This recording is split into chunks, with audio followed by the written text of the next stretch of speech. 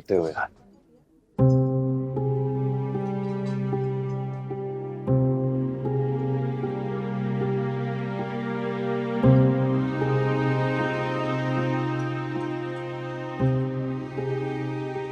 अहमद, क्या हम हर वक्त शरारतें करते रहते? आपकी वजह से इन्हें चोट लग गई ना? What's wrong with you? देखते क्यों नहीं आप अपने बेटे को? देखिए कितने हाइपर है। आपकी शरारतों की वजह से देखा है आंटी को चोट लगी है। सॉरी कीजिए। चलो सॉरी बोलो फौरन आंटी को। नो इट्स ओके, प्लीज उसको इस तरह फोर्स मत करें सॉरी बोलने के लिए। सॉरी बोलने से बच्चों की इमोशनल डेवलपमेंट डिस्टर्ब हो जाती है। बच्चे तो बच्चे होते हैं, बच्चे शरारतें नहीं करेंगे तो और कौन करेगा। मैं सॉरी बोलती हूँ आपको अहमद की तरफ से। दरअसल हम सब बातों में लगे, बिल्कुल ध्यान नहीं गया कि ये क्या कर रहा है। It was an accident, thank god Ahmad को कुछ नहीं हुआ। डॉक्टर को बुला लूं भाई? आपको ज्यादा चोट तो नहीं आई? We'll call the doctor. No, doctor को बुलाने की कोई जरूरत नहीं है, आई एम फाइन। घर जाऊंगी तो बेहतर फील करूंगी। Okay aunty, I am really sorry, it was my mistake. No Ahmad, को सॉरी बोलने की कोई जरूरत नहीं, एक्सीडेंट था ना, आपने जानबूझ के तो नहीं किया। No it's okay, thank you. Aadi ऐसा करो, बहुत लेट हो गए, तुम ड्रॉप कर दो। मैं भी चलूंगा साथ। नहीं, आप अभी नहीं जाएंगे। आपको इससे मतलब, आप अपना काम करें, कैसे आप संभालें।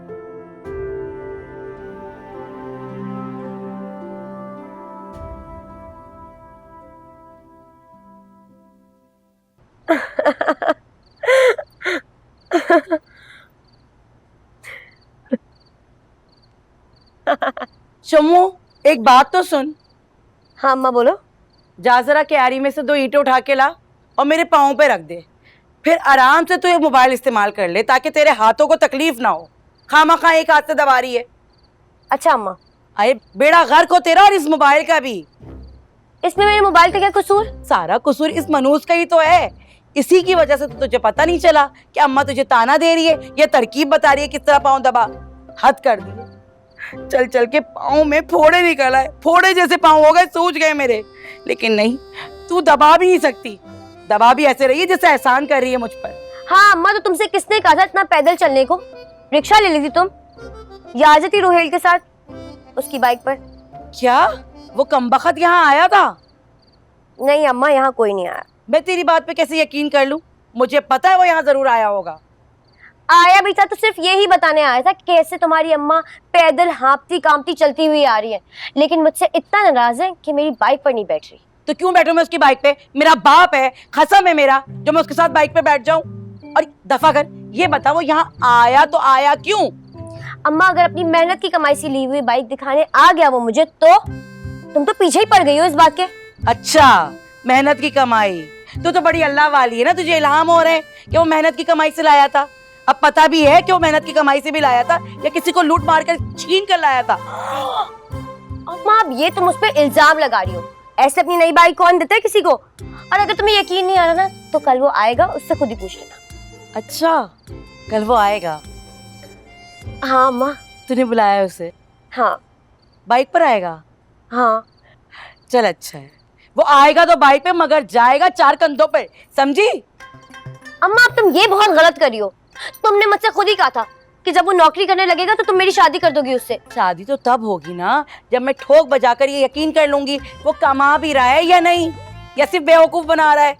अम्मा, अब तुम ना बहाना बना रही हो, लेकिन एक बात तुम याद रखना, मैं तुम्हें तुम्हारे इस वादे से मुकरने नहीं दूंगी, समझी? तुम याद रखना तुम मेरी ये बात। अगर वो वाकई कमाने लग गया तो क्या करूंगी मैं? खैर, कमा भी रहा हो तो क्या, इन जैसों की तो 4 दिन की चांदनी होती है, बस देख लूंगी मैं।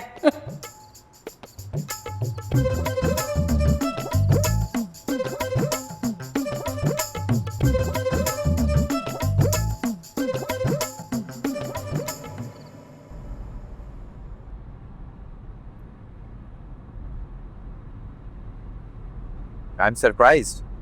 ये सदी की सबसे स्ट्रेंज तरीन बात है। अच्छा, और वो ये कि अहमद जवाद भाई के अलावा किसी के पास जाके नहीं सोता। क्या मतलब? मतलब ये कि भाभी के बाद ना अहमद किसी के पास जाता है और ना ही किसी के पास जाके सोता है। मामा और सना भी इसी बात से बहुत ज़्यादा परेशान रहते हैं। और वैसे भी मामा को बच्चों में कोई खास दिलचस्पी है नहीं। न जाने हम कैसे पल गए। भाभी की डेथ के बाद अहमद बहुत ज़्यादा अकेला फील करता था। आज इसे यूँ देखकर बहुत मुतमैन फील हो रहा है। इसका मतलब है कि दिलदाना जी का जादू अहमद पर सिम पड़ा।